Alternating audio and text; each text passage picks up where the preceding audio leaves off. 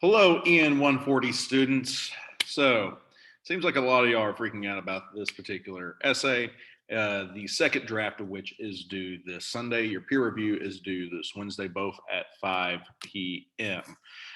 So, in the past, this is not the same assignment. It is the same genre of essay, but it's not the same assignment that we've done in the past. So, I'm going to walk you through kind of like what I, in my 6 years of proctoring EN140, have noticed that successful essays on this particular assignment do. So, let me pull up this. All right. So, in my experience, this is kind of the structure. There's kind of two structures that you can go with. The majority of this particular essay needs to be the body of the essay, of course. And there are two different ways that you can approach the body, and we'll talk about those here in a second. But what y'all want to know about is how to start the thing, probably. So let's talk about your introduction. So the first thing you need to do whenever you do your introduction is address the cryos, or the timeliness of the speech. So the timeliness of the argument. Is it a relevant argument? Is it one that is worthwhile of listening to? So part of the thing that made this speech such an impactful speech was that it happened at a very cryotic moment. Like the cryos of the moment that the speech was given was almost perfect. So what you have to do is establish that cryos, or the timeliness. That's part of the reason why we did all those rhetorical context activities about the civil rights movement. That helped give you the cryos that you could use to help write the introduction. So basically, the introduction is address why this was such a timely speech. Now, the thesis statement of this will, of course, be that one of these was the most effective appeal type. So anytime you are making an argument, you're usually appealing to the information that you're using is usually appealing to one of these three things.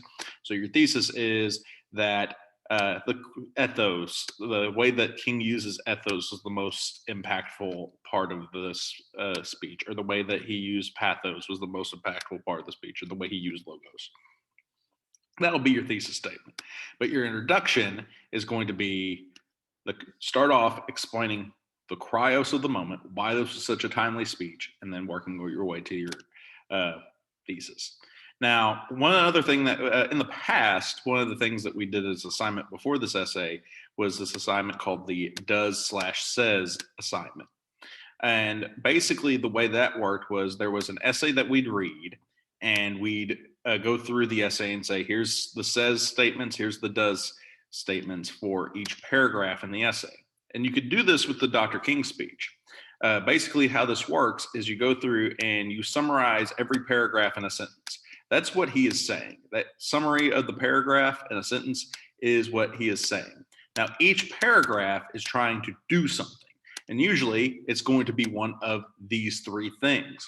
So most of the time, whenever it's doing, it's trying to appeal to ethos, which is credibility, or trying to appeal to pathos, which is motion, or trying to appeal to logos, which is logic. So the paragraph will be saying something, but it will be trying to either build credibility, manipulate emotions, or establish logic. All right. So I'd recommend going back through and rereading the King's speech and doing that does/says. That would help kind of give you the material that you can work with for this particular speech. Now let's talk about the body. The body, of course, will be what the majority of this particular speech will be. So what you're going to do with the body, you have two options. The first option is you kind of chunk it up into three parts. What order you put the three parts is completely up to you. And basically, you're going to give us the strongest examples of ethos, the strongest examples of pathos, the strongest examples of logos in that particular speech. He uses all three. He uses all three appeal types. So you're going to you basically would dedicate part of the essay to each of the three types. And make sure they have the strongest examples, because she's wanting you to talk about how effective it was.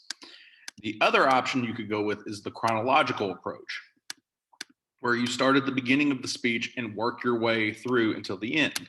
And you could say that Here at the beginning of the speech, he uses pathos and explain how he's using pathos at the beginning. Then he moves on and starts using logos and explain how he uses logos. Then explain how he uses pathos again. Basically, as he's going through the speech and using the different appeal types, you mention the different appeal types. Now, since this is a 3 to 4 page essay, that's probably not going to work as well. You could still use the chronological approach, but what you're probably going to need to do is just focus on, once again, the strongest examples. Just you're going to do it chronologically the strongest instead of just however you want over here. All right, then we move on to your conclusion. So here's how the conclusion works. You're just reinforcing the thesis. You're driving it home. You're wrapping it up to hammer home that this is the thing that made this speech effective. You're not going to necessarily regurgitate everything you said up in your body paragraph. You're just going to kind of remind the reader and try to hammer home why you believe that was the most effective appeal type. So those are the big things. Ethos, which is credibility, pathos, which is appealing to emotion, and logos, which is appealing to logic. You're going to make sure you need to talk about each one of those and how King uses them. Make sure you focus on the strongest examples. You could either have a section dedicated to ethos examples, pathos examples, or logos examples, or you could do it chronologically. But at the end of the day, focus on the strongest examples. And I would highly, highly, highly recommend you go back through King's speech and do this says does assignment, where basically you summarize what the paragraph said in a sentence, and then you tell me what that paragraph was doing, either appealing to credibility, appealing to emotion, or appealing to logic.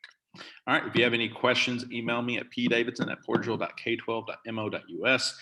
Your peer reviews are due Wednesday at 5 o'clock. This essay, the second draft of this essay, is due Sunday at 5 o'clock. No ifs, ands, or buts about it. All right, I will see you all later. Bye-bye.